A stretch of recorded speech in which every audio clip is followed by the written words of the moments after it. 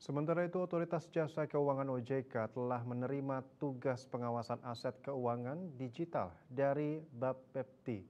Terkait hal tersebut, OJK telah menerbitkan Peraturan Otoritas Jasa Keuangan atau POJK Nomor 27 Tahun 2024 tentang penyelenggaraan perdagangan aset keuangan digital termasuk aset kripto.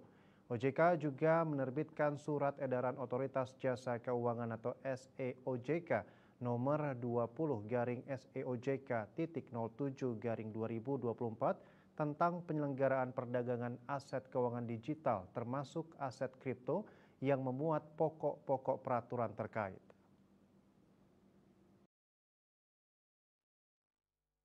Selain menerima pengalihan tugas, AKDAK OJK juga akan menerima peralihan tugas pengaturan dan pengawasan terhadap instrumen derivatif keuangan dengan underlying efek yang diantaranya indeks saham dan saham tunggal asing.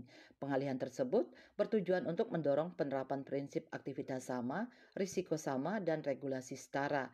SIM Activity, SIM Risk, SIM Regulation.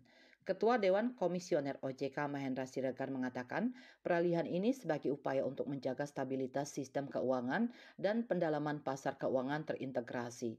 Selain itu, untuk menjaga kepercayaan masyarakat terhadap prinsip-prinsip perlindungan konsumen, sehingga dapat memberikan implikasi positif bagi pengembangan industri di sektor keuangan.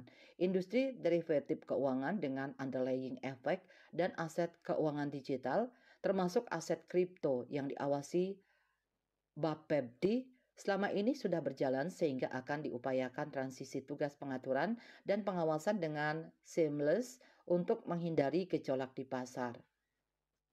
Untuk menyukseskan proses selanjutnya, OJK juga telah menyiapkan sistem perizinan AKDAK dan derivatif keuangan secara digital melalui sistem perizinan dan registrasi terintegrasi Sprint.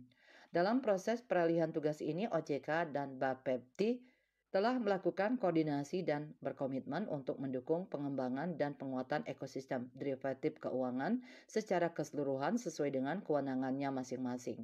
Antara melaporkan.